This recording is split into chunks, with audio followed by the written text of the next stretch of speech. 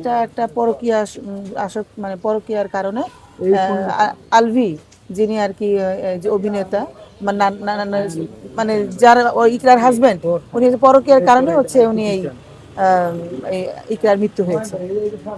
এবং পুলিশের সঙ্গে কথা হয়েছে কিনা? হ্যাঁ, আমাদের পুলিশের সাথেও কথা হয়েছে এবং তারা বলছে যে আমরা তদন্ত করতেছি, দেখি সুষ্ঠু তদন্তের মাধ্যমে আমরা সত্য উদ্ঘাটন করব। তারা আপনাদের বলছে সিদ্ধান্ত কি জানিয়েছেন যে আপনারা কি করবেন? হ্যাঁ, আমরা তাদেরকে বলছি যে না, আমরা তাদেরকে প্রথম বলছি তাদের বাসার ঠিকানাটা দেন। আমরাও আপনারা যেরকম ওখানে করছেন, আমরা মানবাধিকার বাস্তবায়ন ফাউন্ডেশন তাদের পাশের মধ্যে দাঁড়াতে চাই, মানবিক সহায়তা তাদেরকে দিতে চাই এবং আইনি সহযোগিতা তাদেরকে দিব আর কি, যত রকমের সাপোর্ট লাগে। এরকম একটা ঘটনা মানে মানে কতটা আপনাদেরকে নাড়া দিয়েছে? এই ঘটনাটা আমার মনকে অনেক নাড়া দিয়েছে, কারণ এরকম একটা বয়সে হত্যা করা মানে পরকীয়ার কারণে। আসলে একটা নারী তো তার জীবনে একটা যখন বিয়ের পরে তখন তো তার পুরোটাই তার একটা স্বামীর হাতে তুলে দেয়, তার স্বপ্ন, সম্মান, ভবিষ্যৎ সব কিছু তার স্বামীর হাতে তুলে দেয়। কিন্তু সেই স্বামী যদি বিয়ের পরে অন্য একটা নারীর সাথে পরকীয়া করে, এটা আসলে সে নারীর বিশ্বাসটা ভেঙে যায়। তা আসলে এটা একটা দুঃখজনক একটা ব্যাপার। ধন্যবাদ আপনাদেরকে। দেখেন, আমরা যখন হচ্ছে আপনার ব্যাপারটা জানতে পারি, এই ব্যাপারটা আমাদের কাছে খুব কষ্টদায়ক একটা ব্যাপার। যেহেতু পৃথিবীতে আমরা কিন্তু সবাই চেষ্টা করি সর্বোচ্চ কতদিন আমরা বেঁচে থাকতে পারি, সেই জায়গা থেকে যখন একটা বোন তার সিদ্ধান্ত নেয়, কখন নেয়? যখন আর নিজেকে যিনি মানিয়ে নিতে না পারে। তো সেই জায়গা থেকে আসলে আমরা এটা নিয়ে খুব দুঃখ প্রকাশ করছি। আমরা হয়তো বা তাকে আর আমাদের মাঝে কখনোই ফিরে পাবো না। তবে আমরা একটা জিনিস সবসময় কামনা করি যে যেহেতু তার একটা সন্তান আছে, তার সন্তানটার নাম হচ্ছে রিজি। তো সন্তান তো আপনার আমাদের সবারই আছে, তাই না? তো এই মুহূর্তে দেখেন, ওই ছোট একটা বাচ্চা তার মাকে হারালো, হয়তো বা যেটা তিনি কখনো এক্সপেক্ট করেন নাই সেটাই হয়েছে। তো এটা যখন আমরা জানতে পারি, জানার পরে আমরা হচ্ছে থানাতে অবগত করি, থানার সঙ্গে কথা বলি। কথা বলার পরে আপনার হচ্ছে এখানে যে এসআই ইনভেস্টিগেশনে আছে, আমরা তার সাথেও যোগাযোগ করি। তো এটা নিয়ে প্রশাসন খুব অ্যাক্টিভভাবে কাজ করছে। প্রশাসনের একটাই কথা, সেটা হচ্ছে যে অন্যায়কারী সে যেই হোক না কেন, সে অবশ্যই আইনের আওতায় আসবে।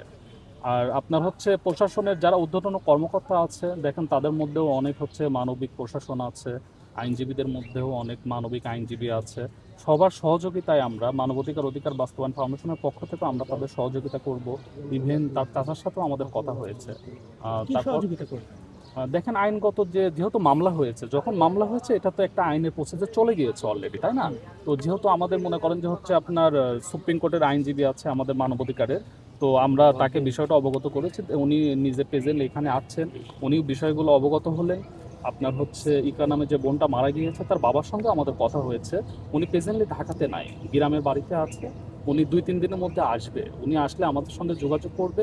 উনি যেভাবে আইনি সহযোগিতা চায়, আমরা সবার সহযোগিতা নিয়ে, প্রশাসনের সহযোগিতা নিয়ে, যারা হচ্ছে আপনার মানবিক আইনজীবী আছে তাদের সহযোগিতা নিয়ে আমরা সবাই কাঁধে কাঁধ মিলে, আপনারা যারা সাংবাদিক ভাইরা আছেন, এটা নিয়ে যারা নিউজ প্রচার করেছেন, আজকে যারা কষ্ট করছেন, আমরা সবার সহযোগিতা নিয়ে অবশ্যই দোষী সে যেই হোক না কেন, সে যেন সুষ্ঠু ইনভেস্টিগেশনের মাধ্যমে আইনের আওতায় আসে, এটাই আমরা কামনা করি। আমরা বারবার এক কথা বলছে যে প্রভাব মুক্ত থেকে যেন বিচারটা হয়। আসলে দেখেন, ওনার এটা বলার হয়তো বা কিছু লজিক থাকতে পারে, যেহেতু উনি মিডিয়া পার্সন, হয়তো বা তারও উপর পর্যায়ে কিছু লোকের সঙ্গে আন্ডারস্ট্যান্ডিং থাকতে পারে। সেই জায়গা থেকে তার ফ্যামিলির হয়তো বা এটা একটা ধারণা যে উপর পর্যায়ের কোনো মহলের কারণে হয়তো বা তারা সুষ্ঠু বিচার পাবে না, হয়তো বা তাদের এটা ধারণা। কিন্তু আমরা যতটুকু মনে করি যে দেখেন, বাংলাদেশে এখনও আইনের সুব্যবস্থা আছে।